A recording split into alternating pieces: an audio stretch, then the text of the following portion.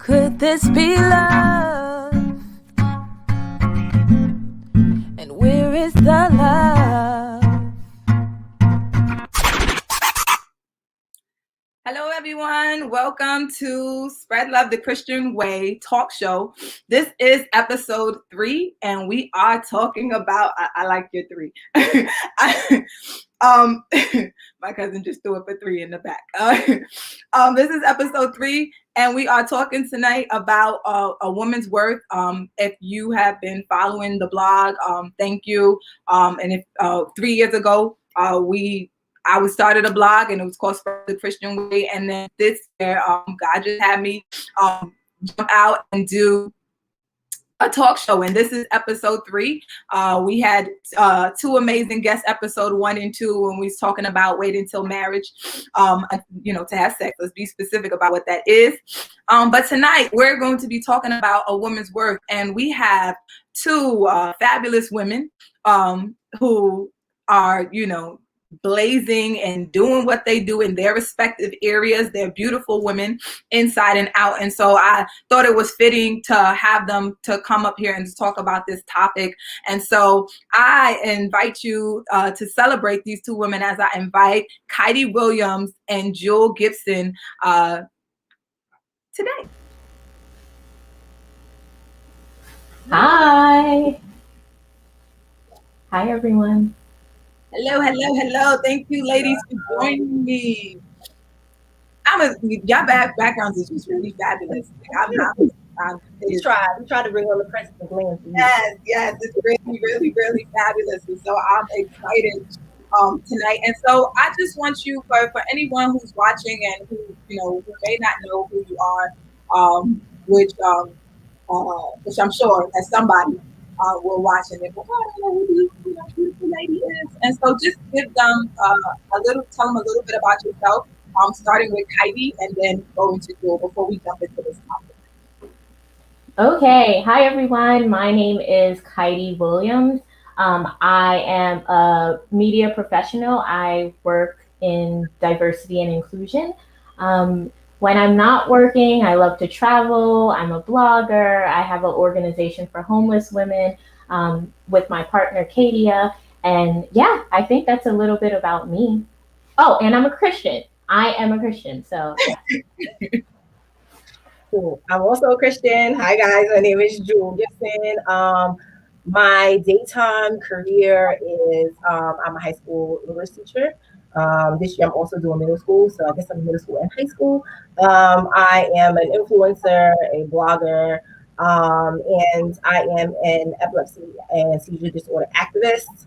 And yeah, I have my husband, Brandon Gibson, and then we have 2 boys, Christian and Aiden. So yeah, life is great. And I'm happy to be here. Thanks for asking me to join in the conversation. Yes, and as you guys know, I'm your host, Shakema.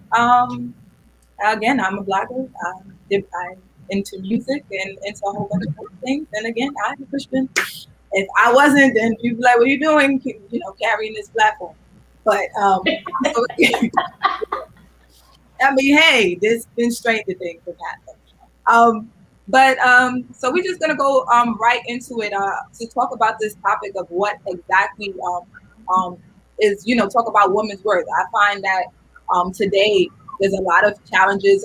There's feminist movement going on, and women are, breaking glass ceilings. And we just had Women's History Month, where people were honoring women. But as far as women being valued, aside from just that month, aside from just being recognized and saying, hey, I appreciate you. Appreciation is one thing, but a value and worth is another thing. So you can appreciate somebody and give them a balloon, but maybe they're worthy of a diamond. And so that's what I mean, as far as there's women appreciation, it had me thinking about this topic of actually women's worth in the workplace, women's worth in relationship, women's worth. And so my first question is, what do you believe? And so I know you guys have some pre-questions, but I may jump around and we just won't flow. What do you believe makes up a woman's worth, and your worth as a woman and any other woman? And we could jump in. Any one of you could jump in. There's no specific order. So, okay. I don't know. I think a woman's worth is just who she is in her totality. Like, right, like how she carries herself, just what she brings to the table, personality wise, I guess career wise, and just all the things that make her uniquely her. I think that pretty much encompasses, who she is as a person. Yeah, to piggyback off of that, I would say the same. It's who she is and how she shows up in spaces and how she shows up, how she carries herself. So it can be relationships, it can be her business, it can be her relationship with God, it can be, material things. So, I mean, the way I found my worth and the way I would describe worth is two different things. But yeah, I would totally say that. Yeah. That sounds good. But and so you was talking about how it is that you found your worth.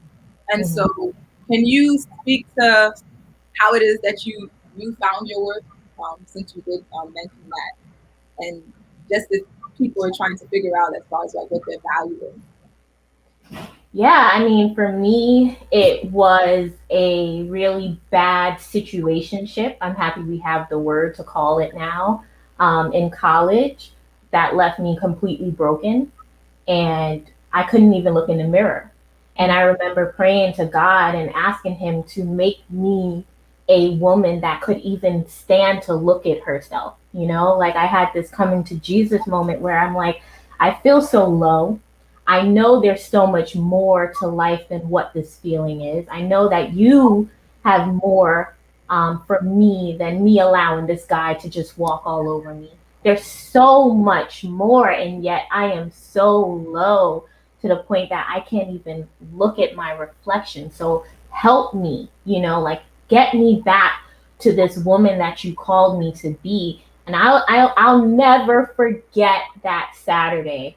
I'm literally about to graduate from school. I have the whole world at my fingertips, and yet I feel like the dirt on the ground. Mm-hmm. And so God worked on me. God definitely worked on me, through me. He led me to even opening my Bible for the first time, the book of Ecclesiastes, which showed me what life was really about. Like there's so much more. I don't know. We'll save this for. I'm getting too much, but I was able to see what life was, and because life is so short, I had to live it. And so that was my moment. For me, there's so many things, but those were my moments where I really found my worth and found who I was and who I was in Christ most of all. And starting to see myself as He saw me, which was not the case before. That's amazing. It's interesting that you were talking about that you were graduating and that you were doing all these accomplishments, but yet you still felt like that you weren't like that you felt like dirt on the ground. Yeah. Right. And so I find it interesting that worth is a collection of things. So somebody might find like I feel more valuable because I'm graduating school, but if I am lacking in this area of relationship and letting somebody treat me, like crap. So it's more so demanding your worth in all areas. Because what you said is really it makes me think and about how many of us women, how we can be killing it in so many areas, like really killing it, but still feel undervalued because of one area.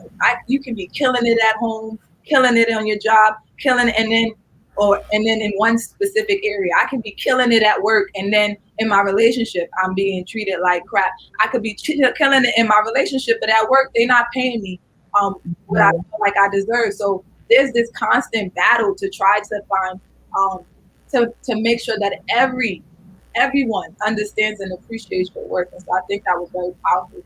What it is you just said.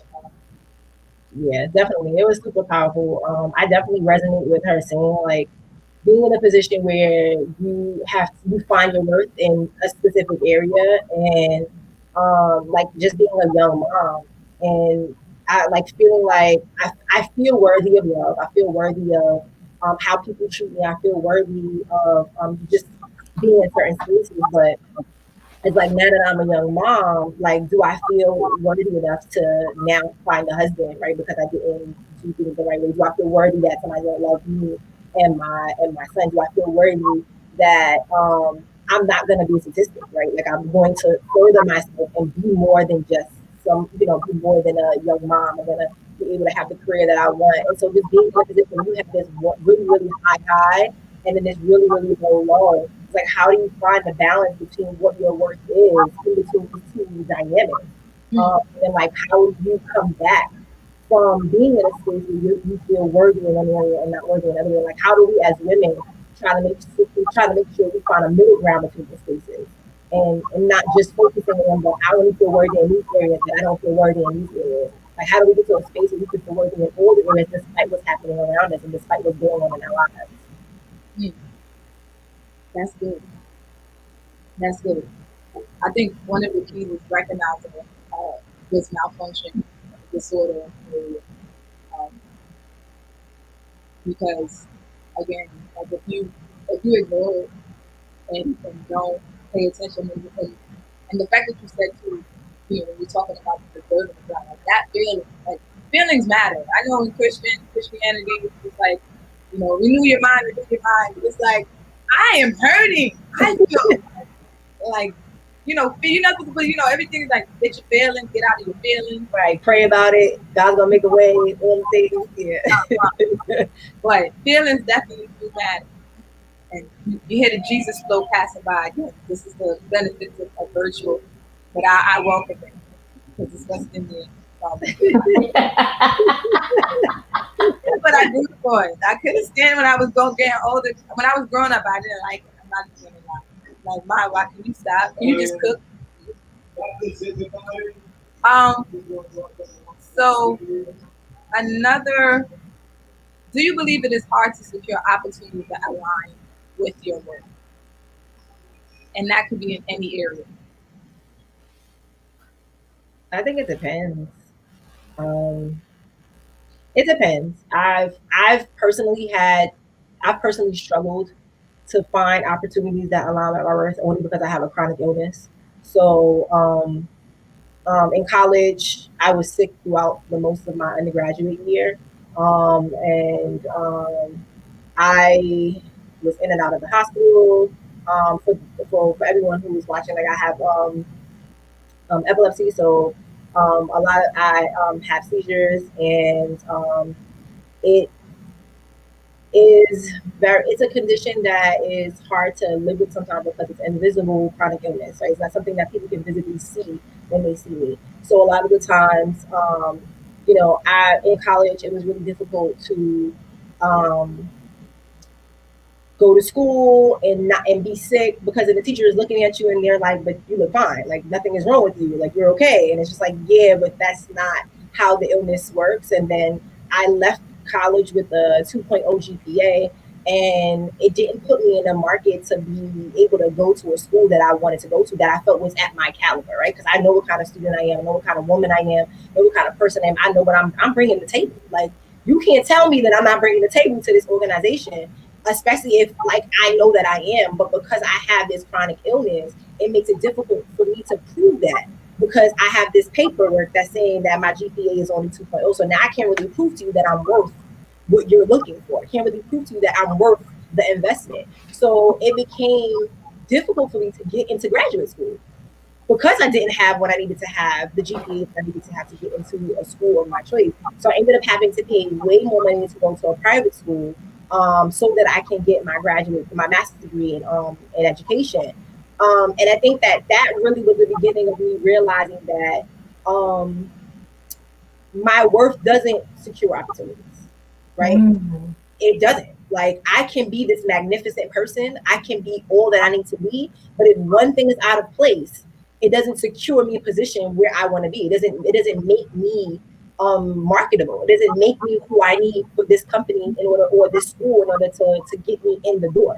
So I feel like your worth now, especially now, you have to be more than your worth. You have to be more than what you think you are, because if you can't prove to everybody else that you're worth it, then like, what do you really have? And so that was the moment that I realized, like, wow, okay, I could be all these things. I could be great in person and all the things, but this one piece of paper that this person is seeing before they see me is determining my worth in their eyes. So now how do I surpass this piece of paper that says that I'm worth a 2.0 or whatever, when I know that I'm a 4.0 student, when I know I'm worth so much more than what they're seeing on this piece of paper. So it became really, I was in a really difficult space, and it became really difficult for me to even be encouraged to go back to school, because I kept getting told that I would never go to graduate school because I didn't have the GPA, and no school would wanna admit me, and all the things. And I didn't go to a master's program, I think maybe until 2 or 3 years after I graduated with my undergraduate, because it was so difficult. So I think that moment, or those years and those moments, really made me realize that I had to present more than what I was actually worth, and that the opportunity that I wanted wasn't just going to be readily available to me just because I thought I was worthy of it. That's good. Powerful. Wow. I thought this is a tough one, but I'm going to answer it according to my experience. For me, when I graduated, what happened in terms of my career, no, I did not feel like it aligned with my work, as Jules said.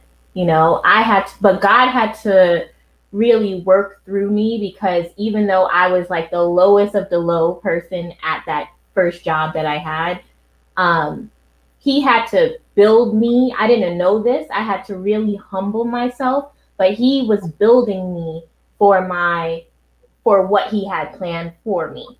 And so as the assistant, I was doing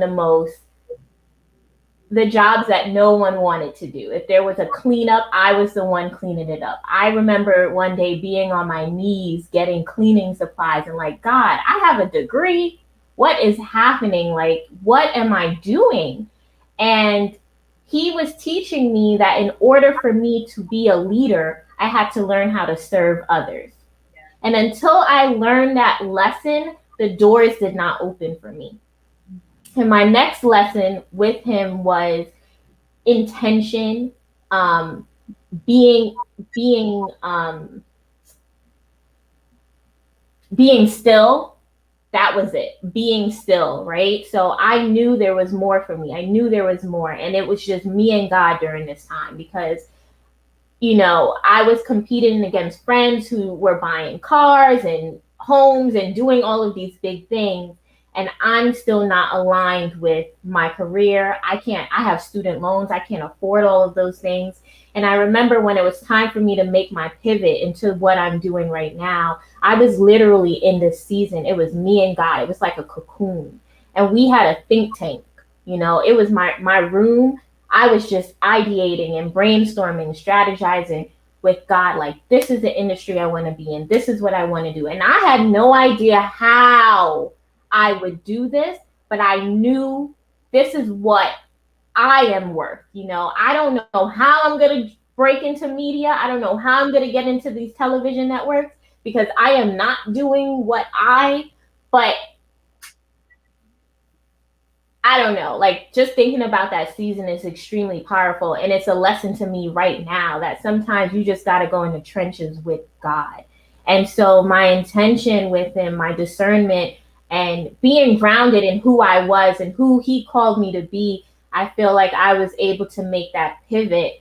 And he positioned me to be in a space where right now, after the year we just went through with Breonna Taylor and George Floyd, diversity and inclusion is one of the most sought after careers. And I didn't know that 5-6 years ago when me and him was in the trenches, but he positioned me to be in a place where I can actually not only bring my worth and my authentic self to my job, but help other employees bring that same thing. And so, yeah, I do believe it can be hard to secure opportunities that align with your worth, but from my experience, when you just go into that little moment of stillness and, just intention, it can happen, because I'm a testimony of that happening. And I didn't think it would be when I was scrubbing the floors after these people. So, yeah, that's my story. That's good though. It's good. There was in that way because, and as far as alignment, because what you were just saying also is just that the alignment that needs to happen is not also trying to align yourself with the opportunity and align, making sure that people give you, I guess, your just due, but making sure that you align yourself with God, for Him to align you with the opportunity. And as you was talking, it just made me think of as far as who assigns value. And if it's not done that way, then because that depends, right? I remember there was, people were talking about how the pandemic, that how things, whatever got valued during the pandemic was completely different. Like no one valued a can of Lysol was not worth what it is now. That thing then shot up and was in so much in demand. And I'm just like, I went in the store and I'm just like, Jesus gonna have to cover me, because. And then I went back and then I did a double take, because I'm just like, your life is worth like $10, $11, $12 a bottle. Like you can go get it. But I was so mad because this was something that was just like, it was $2, $3. They weren't charging this much for it, but its value and its worth shot up. And so, sometimes you may say, I need to be, let's think in terms of work products, right? Because you're talking about a woman's worth, and so thinking about the products, and say, well, I need to be, I don't know, some other type of product, and it wasn't in demand. It wasn't in demand at this moment. So, but because of something that was out of our control, something that hit this earth, it became heavily valued out of nowhere, and it just makes me think about us and how serving God, and at one point, no one values, no one cares. You just doing your thing with God. You said that you were in the trenches. Lysol was just being Lysol. It wasn't even trying to be Shakema. It wasn't trying to be a car. It wasn't trying to be a house. It wasn't trying to drive you nowhere. But see, that's the thing though, right? Because we all because at this point now, we knew Lysol has always been worth what Lysol has always been worth. But I feel like it wasn't worth that much to us until we need it the way we need it now. Ooh, like the world changed when we needed it.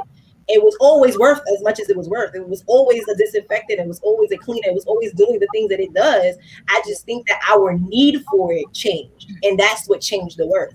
And I think to what she was saying about, getting in cahoots with God and going in the think tank with God and saying, I think that was when, I feel like fundamentally we all have to understand that we are worthy and that God makes us worthy. No one else. Yes. With God. And I think that is the fundamental value that we all should start with, because then at the end of the day, the opportunity doesn't really matter. It's the fact that I know that God has already given me the worth. He's already said that I'm worthy. He's already said that this is for me. And so, yes, I'm scrubbing the floors. No, I got a 2.0 GPA, but at the end of the day, God is going to touch somebody's heart and they're going to see my worth and they're going to see how beautiful I am, because he knows how beautiful I am. He knows how much I'm worth and what I can bring to the table. And I think during that time, we're just being molded to be stronger, to be more faithful, to be more trusting, and to also see our own worth through God's eyes. Because sometimes we fail to see that we're worthy through His eyes. We fail to see that He's the person that's creating our worth, that we've already been created in worth in Him.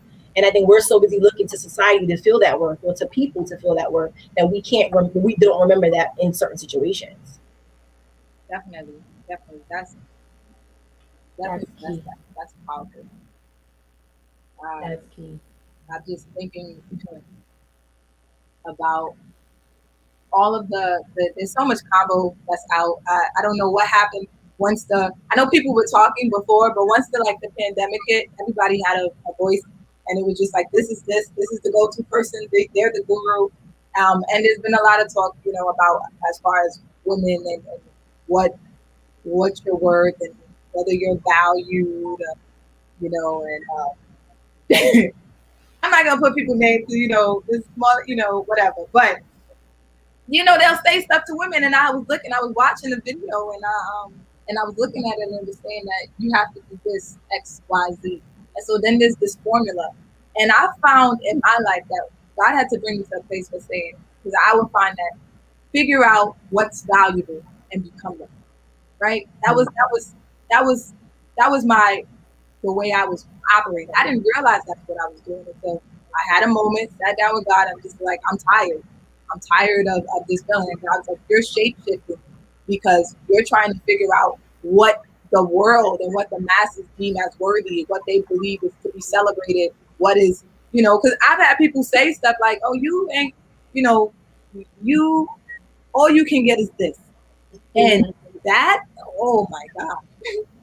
To tell somebody that all you can get is this, I've had people try to hook me up, thinking about relationships and say, all you can get is this type of person. So this is the type of person that you should be looking at. Don't look at this because all you can get is because they've determined that my worth. And the same thing with your GPA. You should just settle with your regular degree. Don't go to grad school. Don't do nothing because that's all you can get. And I think that's a terrible thing to tell people. Yeah, you can challenge people to grow and say, if you see something that you want to improve within yourself, and God has told you this is an area that I need you to improve in, then sure. But to tell somebody that and say all you can get is this and limit, knowing that you serve a God that is unlimited and He's able to pull things out of thin air, and I think that's the difference too, because it's culture and this and reality when you think about statistics and numbers.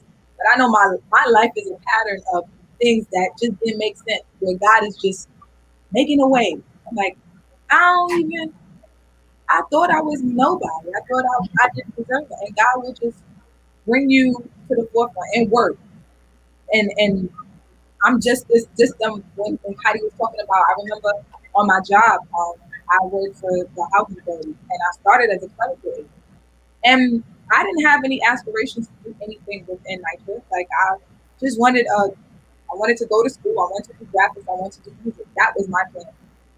And while I was there were so many jobs that people thought was just like bottom, low level. And then one lady told me that when she saw me, she's like, "Oh, she's an intern. I was going to tell her to fetch my coffee." I'm like, "I don't even do that here." Wow. Yeah, I look like a coffee fetcher. And there was a lot of things that they would tell me to do. They're like, oh, like as far as tried to make me like a gopher, like go there and you go and walk from this building to this building. And some people will come to me and say, this is not in your job description. And you got to be careful too when people say, your work on, you should be doing this. And you really got to be in tune with God. If God says for you to do the bottom level assignments, to scrub the floors, to do those different things, because they can be getting you. And God is looking for it. God values humility. God values what He values. And so I'm saying that you should not be doing this. I'm like, listen, I'm trying to be valued by God. I'm sure that. And so I would go places. I would hint. They were like, this is not a part of your job. I'll do it. I used to walk places and go and go to the next building. They said, you're not supposed to be doing that. I did at the time. I remember, did I have my degree? I was working towards my degree. And I was just like, well, whatever. One day somebody asked me, they said, can you cover over here? Nobody else wanted to do it because they said, that's not in my job description. That's beneath me, whatever. And I was just like, I'll go because it's whatever. Like, I'll do it. I remember one day being at my desk and crying because the level of disrespect. And it was a people of authority. And I said, the level of disrespect that you look at me. And one lady said, well, they just look at you as a little black girl. And I was just sitting there and I felt that within me. And I was crying. And I was just like, it doesn't matter. I'm going to still do this work. I'm still going to do whatever because it's just is what it is. I'm not going to argue. I could be.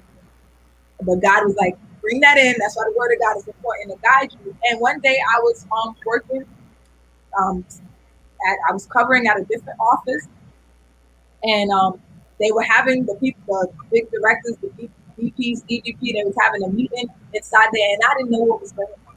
I did not know that it was going to change the direction of my life at that moment within that organization. They came out. They was having a meeting. They was hiring a new person. And they said, "This person needs an assistant. Who can we use?" And in that moment, they was just like, "What about Shakema?" I was right outside the door, not knowing that the conversation that they was talking and planning, and that they included me in it. And they came. They said, "Shakema, they said there's a new VP starting and he needs an assistant. We wanted to know if you would be interested in the job." Now, the people on the job told me that it takes about, they're like, "Yeah, you should plan. It's going to take you about 20 years to do." And I'm thinking like, what? I done got that type of timeline. I don't know about y'all, but I'm not even. And so I was just like, that ain't happening for me. And that's why you got to speak by faith. Because a lot of people say, "Oh, this, that can happen." I said, well, that ain't my portion. I ain't in a position 20 years making the same amount of money. The devil is a liar. You no. I got these grown bills. You're gonna give me these grown money, right? And I'm not gonna demand it of you, but I'm gonna make my petition to God and let him know. I think sometimes we demand people and say, "This is what I'm worth, give it to me," instead of saying, "God, this is what I believe, open up the opportunity," because people may not see it. They just like, they don't value humility. That's where the value is. And that day they said, starting Monday, you started a new. I came with a lot of fight and a lot of frustration and a lot of, because people they was like, "She don't deserve that. I've been here longer." But you weren't really willing to do the things that God values. See, God opened this opportunity. And so I don't know. I didn't even meant to. I meant to sit back and let y'all talk most of it. That's fine. Thank you for that. Thank you. Yeah. And so that just makes me think, like, definitely digging into our Bible to figure out what is God value. You see all the people that he used, like David, he valued, he was with the sheep. And David was talented, man. I was reading the Bible and I said, this man, people know. That's the thing. People will know that you're gifted, that you're talented. They're like, "Jewel is beautiful. Oh, you should get it." Nah, I'm not bringing Jewel. I'm not bringing Jewel on it. Kydee is talented. She's this and she's amazing. And people would just, because they have somebody else in mind, because you're not of value to them. Right. And so, but it's in those spaces where God is looking and say, "Okay, how did you respond?" And it's just like, "Oh." Right. And the crazy thing about that is that, and even when people are overlooking you, God is always going to make a way for you to be who you need to be, because they overlooked David, and guess what? All the overlooking that they try to do, all the underhandedness that they try to do, he still became who he was destined to be. At the end of the day, it doesn't matter what other people think about who you are, or how other people see your worth. All that matters is that God sees your worth. So, like, all the people who were saying that you didn't deserve it, they've been there longer than you. Sweetheart, when it comes to God, you don't need a degree, you don't need no time, you don't need nothing. If he's saying that you're the one, then you're the one. And that just is what it is. And it's not going to be fair, and it's not going to seem like it's right. But you're not the person, you're not the determining factor of what's right, what's fair, and what's just. Only God is, because he's the person that determines who's worthy for this set position or this set time. So, I mean, at the end of the day, I feel like people can do all they want to try to put you down or put you in a position where you don't feel worthy. But I feel like in some way, God always comes back to remind you of how worthy you are. Right. Yeah, I actually had that happen to me. I had that happen when I was making the pivot from the job that I was telling y'all about to the job that I felt I was called to. And someone said, "Don't hire her," told the hiring manager, "Don't hire her. She's too much. She, I'm too much in terms of I would get bored with the position." And the way first, the fact that this person told me that she did that once I got the job was problematic in itself, but I'm so grateful that it did, because she didn't know the God that I serve, and the fact that he was able to maneuver the mind of the hiring manager to say, "All right, she said that, but I'm not going to listen. I think she's the best person for the job." And that just showed me how God worked on my behalf, because it could have gone the other way. So Absolutely. Absolutely. Yeah. I'm thinking, so when do you, and this could be in any area, negotiation of them and making demand? Because at some point, there are like, when do you speak up, concerning yourself? Because we do go to God and say, God, this is what I want. But sometimes it's just like, but do you know? Like, God does fight your battles. But at what point do you say, I'd like a raise, or I'm not going to accept that position because I believe that I'm supposed to have this?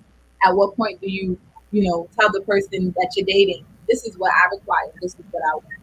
At what, like, when do you make those type of things known? How do you go about things like that? So, Jules, are you going first or should I? You could go ahead. You go ahead, girl. Oh, okay.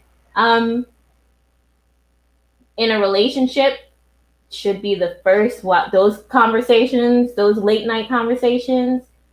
Manage your expectations before it gets too far in. So for me and my current boyfriend, I think it was the second conversation that we had where we asked each other, what do you bring to the table?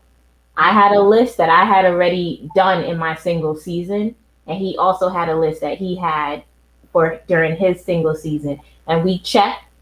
And if it didn't work, then we were gonna cut the cord right there because we didn't want to take it too far and realize, okay, we're not, feelings are invested, we're not for each other. So that's my relationship. In terms of career, I've had both ways. I've had hurdles and I've had true acceptance, right? And so for me, I when I first graduated, I just needed a job. So I was like, I don't care what you pay me. Pay me 20,000, pay me 26,000. I don't care. I just want a job. My mom had to reel me in and say, girl, that is not a lot of money. Like, what are you saying? Like, have some work yourself, right? So, but my first job, when I first found out, I know this is very taboo and you're not supposed to talk to people about your salaries and stuff. But I had that conversation with a colleague and I found out what she was making. And when I found out what she was making, and when it was, when I found out I wasn't even making close to that, there was something in me that felt so undervalued. And it was like a driving thing in my head. I can't explain it, but I had to eventually leave that first job to pivot into the job that I'm telling y'all about. And when I came to this new job, God put this courage in me where the first couple of months I set, again, immediately set expectations with my boss. Like, look, I know I'm here right now. I know I'm your assistant or whatever, but I need to be a coordinator my next year and I need to be a manager by the following year. Like, I set these expectations. It was bold, it was crazy, it was insane, but I felt like it was like I just had this thing in me. Like, I already spent 5 years at a job learning to serve and learning to lead, and it was time. Like, God put this boldness in me that I didn't have before, and he made me manage these expectations. And every year as I said it, my boss at that time, she made sure of it. I went in the room, I had my list of accomplishments, and I showed her, this is how I'm showing up. This is what I need from you. I'm going to do the work. I'm staying late. I'm making sure we keep the ship together, but I need to be in management by this. And I felt so valued by this woman. And then there were other jobs where I did the same thing and I didn't. I didn't get that. And that made me question my value. And I think it's important, what you said, Kima, is that sometimes we're taking our petitions to humans and we need to take it to God first. And that really sat with me in a way that I'm like, oh, shoot, did I do that before I asked for this? Because maybe that's why I didn't go that way.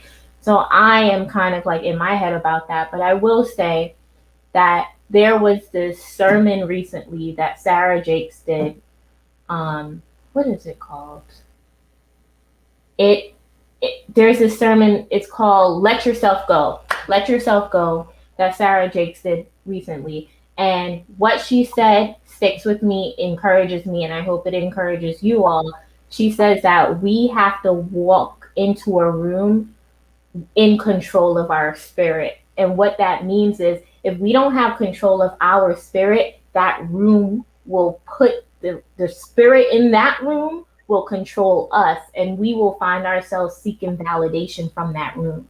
Mm-hmm. And so I say that to say, whatever room we're walking in, whether it's a friendship, relationship, career, we have to be aligned with God, our spirit, how God sees us before it demands anything of us, if that makes sense. I hope that made some type of sense. But yeah, I'm done.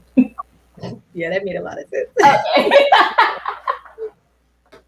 Definitely. I definitely could get with the whole command in your own spirit before you walk into the room, because other spirits and people and things can definitely get into your spirit and change and maneuver and manipulate just how you show up and how you're present in the room. So I'm gonna have to go.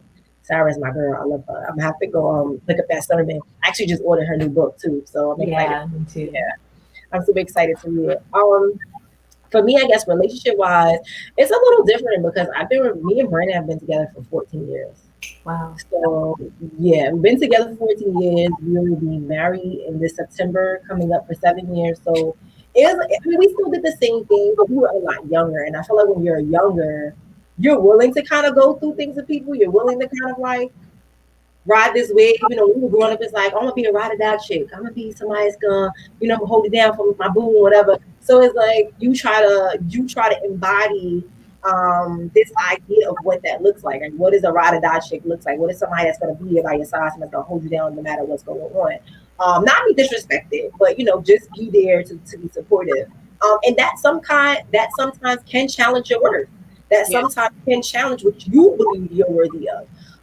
And so I feel like we've definitely had conversations about what I expected, what he expected, where we wanted to go, and I think that shaped the trajectory of our relationship. And I just think that in this day and age, in dating and just in relationships, I think, like you said, if you are the person that's on the same page from the beginning, and you make this clear petition of like what you want and what you're willing to do and what you're not willing to do with, I think that can save a lot of people time and heartache and a lot of trauma that they don't have to necessarily go through if they just can just make what they want planned. I think that also falls on ourselves to know our worth and to know what we're willing to do and what we're expecting this person to give. As far as like work is concerned, so like I work for DOE, and so it's a tiered profession. So you get paid based on the amount of degrees you have, the amount of experience you have. So it's like tiered across from like high school diploma, bachelor's degree, master's degree, PhD, and then tiered down. Like I have 1 year experience, 2 years experience, 10 years, like that. So I feel like there's no way to kind of be like, hey, boys, I need a raise. Like there's like you just have to kind of get in when you fit in as far as like, okay, I want to make more money. I need to go back to school. I need to get extra hours. I need to get a new license. I need to do whatever to further myself. Which I think in that respect is really cool because you also continue to learn and grow yourself. And be in a different position where it's like I'm not coming to I'm not only asking for what I'm worth, I'm also asking for what I'm worth, but also proving that I'm worth it because I did the work to get to where I'm at. So it's kind of just like I went back to school to get the degree. So now, yes, you're going to pay me what I'm worth because now I'm worth way more than I was when I had the bachelor's degree. And I have more knowledge and I have more experience, more expertise to bring to the table. So I think that makes a difference there. But I think also in-house for me, when it comes out to work, for me, it wasn't necessarily what hasn't been monetary. It's been more like, I know I can do this job, but I know I can do that job better. Mm-hmm. And so I don't want this job no more. I want to do this, but like I want to do that. So like I'm a SPED teacher and I have a degree in English. And for me, it's like I've always wanted to be a SPED teacher, because I work with different kids who have some different disabilities. And like for me, it always made me feel happy when I can grow with them from where they were to a new level and they're excelling and they're exceeding in school. But like being in the new environment and working in the school that I've been working in, I've had the opportunity to teach by myself and be the lead teacher. And so, like, you don't know if you're a SPED teacher, you're co-teaching with another teacher, and you're leading your own class, but it's a self-contained class. But when you're a gen ed teacher, you're working by yourself predominantly, and you may teach like an ICT class or something like that. So being in that position, a lot of my supervisors just like, you need to go back and get another license. Like, you need to go back and you need to be the lead teacher. Like, why did you choose that route instead of choosing this route? And it's being in the place where you're like, oh, because I chose it for that reason. But now other people are seeing that I worked more than why I chose the degree that I chose or why I chose the license that I chose. So now it's like, well, what am I willing to do to be where they're saying that I can do? Do I even believe that I'm worth that much? Do I even believe that I can be in that space? And it's like, yeah, of course I believe that. Of course I want to be in this new position. But it's like she said, you have to be in the place where I think you see the worth in yourself first, and you position the God to see like, hey, is this something I'm supposed to do? Is this where I'm supposed to be headed? Like, I can't just now take on what everybody else is saying about me and what everybody else thinks that I want. Do you think that this is what I work? This is where you expect me to go? Then if this is what you're telling me to do, then I'll do it. And not even for just validation or worth purposes, but just because this is a part of my life's journey. This is a part of where God is taking me. And so like that's kind of been like how work has been going. Like when I came in, I wanted to be a principal and I wanted to be a professor. I wanted to do all these things. And for me, a lot of those things change because when I'm not a very political person, I'm kind of just like, I'm either hot or cold, and I don't really do in between. Like, I don't really do the in between. Like, so it's like, it's hard when you're in certain positions to not be that way. So for me, I had to learn a lot about myself and a lot about what I see as worth and a lot about what I think is worthy of other people and how I think other people show up in their work in order for me to check some of the biases that I had and check some of the things that I came into the equation with, to realize like, okay, cool, you know what? That may not be how I saw it, and now I'm in a position of humility to see it in a different way, and I can check my level of worthiness when it comes down to where I think I should be versus where I think somebody else should be, and vice versa, and like in position as far as like growth is concerned. Yeah, that's good, and I like what you was talking about as far as going back and making sure that you, because on one hand we do talk about God and definitely He aligning us with opportunities, but then sometimes we got to put the work in. Mm-hmm. Go back to get those extra certificates that you need to do. Climb up the corporate ladder and put the work in. Yeah. Can you hear me? Yeah. Yeah. Going back to school to get your degree, like there's nothing wrong with that. Taking those steps to, increase your value as far as how it is, how the world defines God. If you're able to do it, it's like, well, why not? If you're able, there's a reason why. I'm gonna tell you. So I've learned work from the chair of night shift. He makes like $400,000 a year. Wow. And it's either 400 or 300,000, whatever. He was the highest paid chair, and so they thought that was ridiculous because this is public housing. But they wanted him, and he looked at it basically. Well, he didn't say it, but I looked at it and I tried to figure out why this man demanded this money. And I looked at the agency that he was working at. I forgot what state he was working at before, but their portfolio was much lower than Night Shift's portfolio. Like New York's portfolio, we have over 200 developments, right? We have 200 developments, and we have all those different units and apartments, and then you have all this political issues that's tied to it. And they said, well, where he was coming from, if he's making 180,000, you want him to do more than double the work. I'm gonna want more than double the salary, right? That's where he is, or where he has family, and we have all those other values, or community values, and all these other things that is a benefit to him, that he knows that terrain and knows that area. You want him to come here and risk his, because a lot of people, you put yourself in that political space, you tank.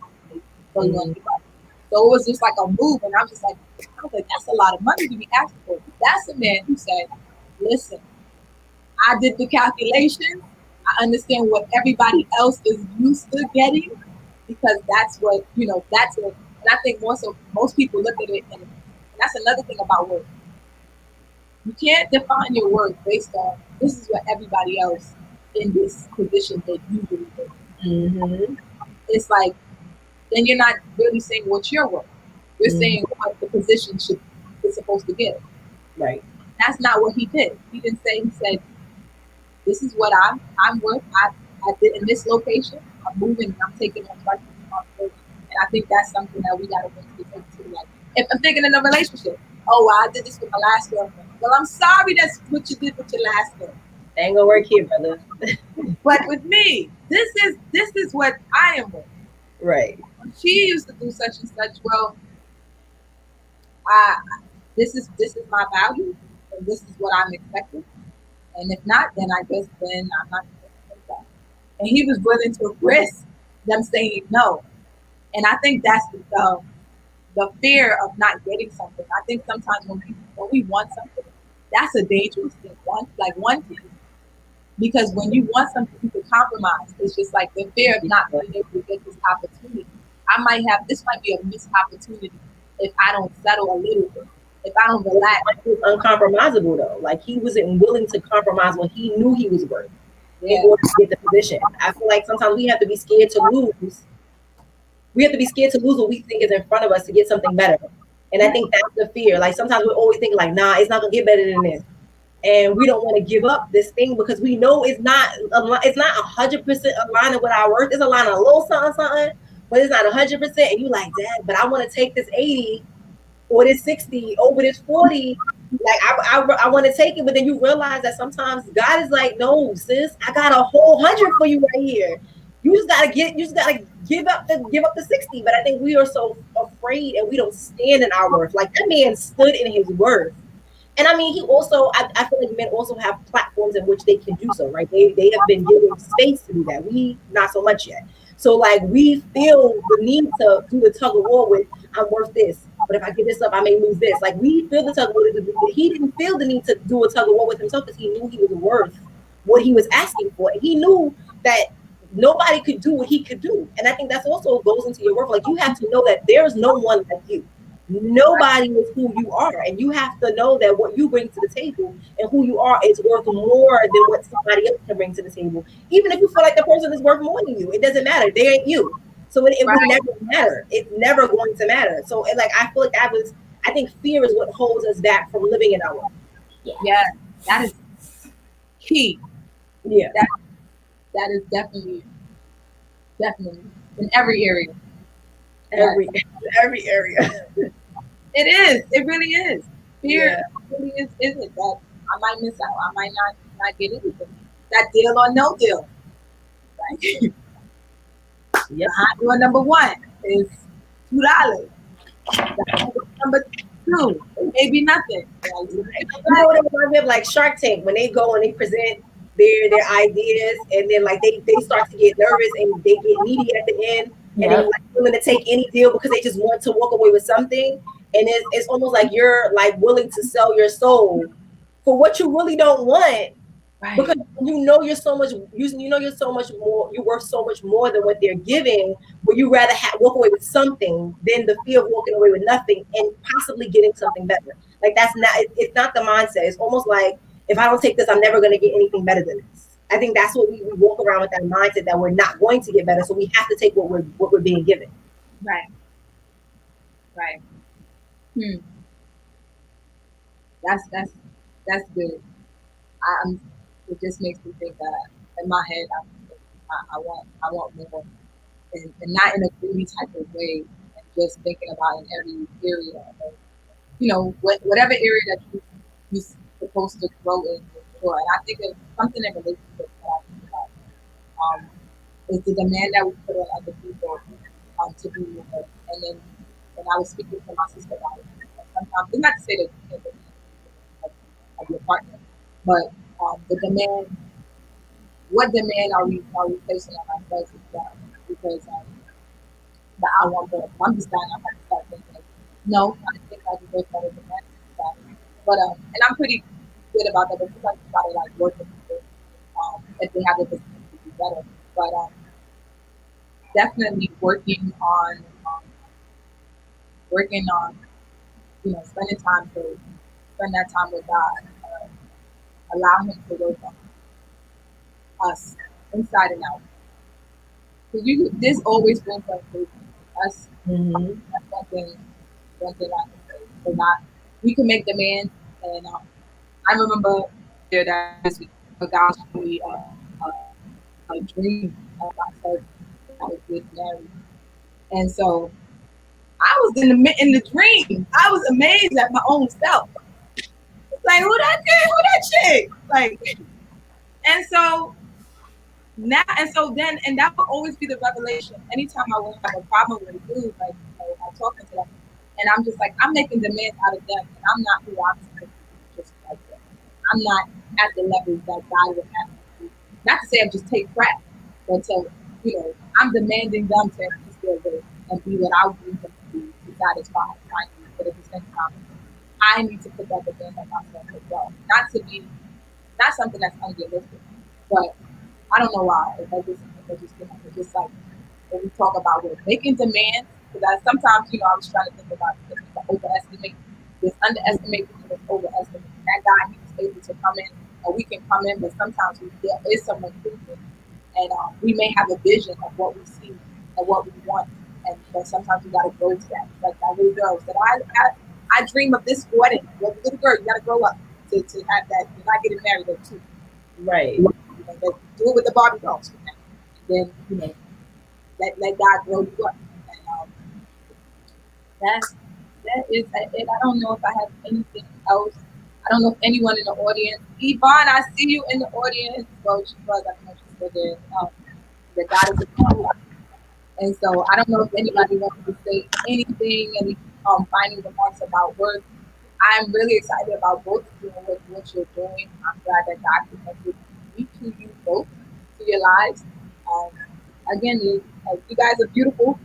There's something to be said about people who are just beautiful in, in their presence. People who say hello when they see you. You say hello to them and they say hello back. That's. I'm serious. That is just say hello. How you doing? Okay, and that's it. But definitely that any last advice that you say with people about just health or about this? I'll jump in because y'all were touching on this, um, and I just wanted to. It's like one of the quotes that make me cringe, but it's also an eye opener to me. And y'all kind of touch on it, but it says men when they apply for jobs, they will apply when they only meet 60% of the qualifications, but women they won't apply unless they meet 100%. Wow. And I think there is something there, right? Like as women, we do have to start valuing ourselves more. If a man can only meet 60%, then why can't us? Like why can't we do the same for ourselves? And I feel like another thing that we do is I heard someone say it recently, but he was talking about Black people, but I'm going to use this for women. He was saying that sometimes we try to out humble each other, right? And so I know humility is important, but sometimes if someone says, "Oh, Jewel, you're so pretty," you would probably say, "Oh, Kydee, you're so pretty." Like, no, you're pretty. No, and it's like, let's just own our value. Let's own our virtue. And keep Right. pushing. Let's just own it. Like, yes, thank you. Let's own it as opposed to like projecting it on or something like that. Because I think that also says a lot about who we are. And I'm guilty of this too. Absolutely guilty. Like I say this to say, I'm the woman who won't apply if I don't meet 100%. And I'm also the woman that if you said, "Oh, you're so smart" or "You're so pretty," I'll be like, "No, you are," like just to take the attention off of me. So I think I'm happy, Shakema, that you brought us on to talk about this conversation called worth, because we do have to start talking about it. We have to share techniques and the ways in which we advocate for ourselves, or the ways in which we embolden and empower ourselves, and most importantly, the ways that we align with God to then align with our career, our relationship, our friendships, our family stuff, and everything else in between. And I think, thank you for having this conversation, because sometimes we do have to like put this out there, because there's too many women that are undervalued, that are remaining stuck in situations that do not serve them, that never serve them. And God is like, I want to help you, and we're just stuck. And like y'all said, it's a lot of it is out of fear. You know, I'm afraid to be single, or I'm afraid that no one's gonna hire me because I don't meet all of the qualifications. And I think we have to break out of that. So thank you for having me. Yeah, I definitely agree with that. That was well said. I definitely agree with everything that she says. I think it's a really, really great conversation. And it's such a vast topic, like Yeah. so many areas that you can touch upon. And it's something that we don't talk about a lot of times. As you said, everyone is trying to be so humble about their greatness, or so humble about who they are, that they're not even living in their worth, and they're not allowing themselves to live in their worth. I mean, I think like we're seeing every day how worthy we are, right? Like I feel like not like indirectly, like even just let's just even say like with how the election, like women came out, like Yeah. women held it down, like we hold it down, and I don't feel like we give ourselves a lot of credit. You know what I'm saying? We out here birthing babies, we out here saving planes, saving the world. We do things, and we don't live in that, right? We don't live in that space. We are not like, we're superheroes without capes, and we're not even walking around like we got an S on our chest. Okay, so it's like it's so crazy to like have this conversation, because it's like we need more women sitting around talking about how much they worth. We need more women being able to say, I am worth this, or I feel like I'm worthy of this, or I am enough. I'm all the things. And I think that this is a great conversation to the beginning of so many other conversations that women can have about their worth in the workplace and relationships, just in family, and other in school and different places. And I think that hopefully this is the start to other people having more conversations. And I definitely appreciated talking to you ladies and being here with you guys. I got a few gems for myself, so that's always amazing as well. So thank you so much, Shakema, for having us here. We really appreciate it. I appreciate you too. I've gleaned from it, and some things speak to me in certain areas, and learning how to shine like this. Be great. Yeah, that our humble is definitely true. And I wanted to. I say your hair looks nice. Oh, it's so pink. I did it like that. Mm-hmm. Beautiful hair. I just want to share this. And you guys enjoyed seeing Jewel on. Just want to share her contact with this beautiful photo of her. Very Oh, her website, lifetofuel.com, and her Instagram at lifetofuel. You follow her on social media. Even when advocacy for all this doing concerning epilepsy. Um, Definitely a strong woman, and I think that while that have a flaw or in school and maybe a burden or anything, I believe that God is definitely continue to use you and use that to set you apart and allow you to push out.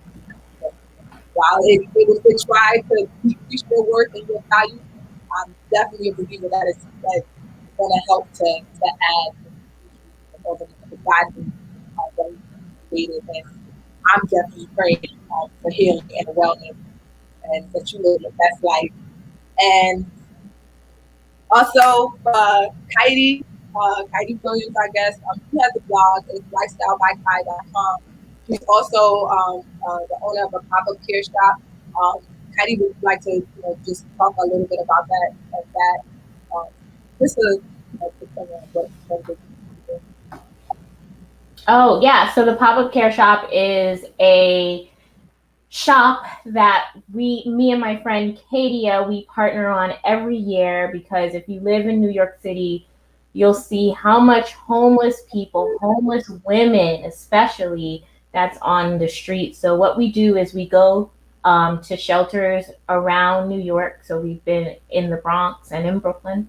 And we create a one day where these women in the shelter, they can shop at no cost to them, as much as they can carry.